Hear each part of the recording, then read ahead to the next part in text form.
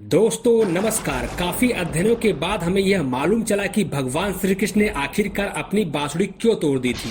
तो दोस्तों आइए इस वीडियो के माध्यम से जानते हैं कि आखिरकार भगवान श्री कृष्ण ने अपनी बांसुरी क्यों तोड़ी थी। दोस्तों प्रेम की मिसाल जब भी देते हैं तब श्री कृष्ण राधा के प्रेम के ही मिसाल देते हैं। कहते हैं कि जीवात्मा और परमात्मा का मिलन राधा श्री कृष्ण का प्रेम ही है। कृष्ण बचपन से ही राधा से प्रेम करते थे। प्रेम की अनुभूति श्री कृष्ण को 8 साल की उम्र में ही हो गई थी। शास्त्रों में कहते हैं कि 2 ही चीजें सबसे ज्यादा श्री कृष्ण को अपने जीवन में बहुत प्यारी थी। श्री कृष्ण की यह 2 चीजें एक दूसरे से आपस में गहराइयों से जुड़ी हुई थी। वो थी बांसुरी और राधा। राधा श्री कृष्ण की तरफ उनकी बांसुरी की धुन पे ही खिंची आती थी। श्री कृष्ण अपने पास बांसुरी राधा की वजह से ही रखते थे। श्री कृष्ण और राधा का मिलन भले ही ना हुआ हो, लेकिन एक सूत्र में दोनों हमेशा बंधे ही रहते थे। श्री कृष्ण के हर चित्रों में बांसुरी जरूर देखेगी। राधा के प्रति श्री कृष्ण प्रेम का प्रतीक बांसुरी ही है। जब मामा कंस ने बलराम और श्री कृष्ण को आमंत्रित किया था, उस समय राधा पहली बार भगवान श्री कृष्ण से अलग हुई थी। यह खबर जब वृंदावन वासियों ने सुनी तो वह बहुत दुखी हो गए थे। जब कृष्ण मथुरा जा रहे थे, उससे पहले वह राधा से मिले थे। राधा को श्री कृष्ण के मन की हर गतिविधियां पता थी। श्री कृष्ण ने राधा को अलविदा कहा और वो दूर हो गए।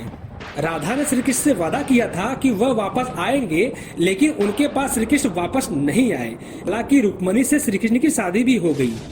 अपने भाई रुक्मी के खिलाफ रुक्मणी ने श्री कृष्ण से शादी की थी। श्री कृष्ण ने जिस तरह राधा से प्रेम करते थे उसी तरह से रुक्मणी भी करती थी। श्री कृष्ण को रुक्मणी ने एक प्रेम पत्र भेजा था जिसमें लिखा था कि वह उनसे आकर के मिले और उन्हें ले जाए। उसके बाद रुक्मणी के पास श्री कृष्ण गए और उनसे शादी कर ली थी।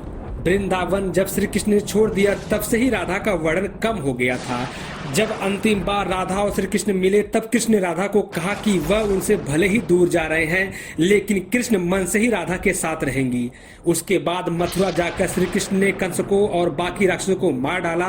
उसके बाद द्वारिका श्री कृष्ण चले गए प्रजा की रक्षा करने के लिए, जिसके बाद उन्हें द्वारिकाधीश के नाम से लोग जानने लगे। वृंदावन से जब श्री कृष्ण गए, एक अलग ही मोड़ ले लिया था राधा की जिंदगी में। एक यादव से राधा की शादी हो गई। अपने दाम्पत्य जीवन की सारी रस्में राधा ने पूरी की और बूढ़ी हो गई, लेकिन श्री कृष्ण के लिए उनका मन तब भी समर्पित था। पत्नी के रूप में सारे कर्तव्य राधा ने पूरे किए थे, वही अपने दैविक कर्तव्य भी श्री कृष्ण ने निभाए थे। राधा जब अपने सारे कर्तव्यों से मुक्त हो गई तब वह अपने प्रियतम श्री कृष्ण से अंतिम बार मिलने पहुंची। उन्होंने श्री कृष्ण की रुक्मणी और सत्यभामा से विवाह के बारे में द्वारिका जाके पता चला। राधा को जब श्री कृष्ण देखा तो वह काफी खुश हुए। एक दूसरे से दोनों ने संकेत के जरिए काफी देर तक बात भी की। कान्हा की नगरी द्वारिका में राधा को कोई नहीं जानता था। श्री कृष्ण ने महल में राधा को देविका के रूप में उनके अनुरोध पर नियुक्त किया। महल में दिन भर राधा रह करके काम करती थी। जब राधा को मौका मिलता तो वो श्री कृष्ण का दर्शन भी कर लेती थी। दोबारा राधा से कृष्ण ने अनुरोध किया तो उन्होंने कहा कि वह एक अंतिम बार उनके लिए बांसुरी बजा दे। बांसुरी लेकर श्री कृष्ण सुरीली धुन में बजाने लग गए। दिन रात तब तक बांसुरी श्री कृष्ण ने बजाई जब तक कि आध्यात्म रूप से राधा श्री कृष्ण में विलीन ना हो गई हो। अपने शरीर को राधा ने बांसुरी की धुन सुनते सुनते त्याग दिया। भगवान श्री कृष्ण जानते थे कि उनका प्रेम अमर है, इसके बाद भी राधा की मृत्यु को बर्दाश्त नहीं कर पाए। प्रेम के प्रतीकात्मक अंत के रूप में श्री कृष्ण अपने बांसुरी तोड़ दी और झाड़ियों में फेंक दिया। श्री कृष्ण ने इसके बाद से जीवन भर कोई भी वाद्य यंत्र या बांसुरी नहीं बजाया।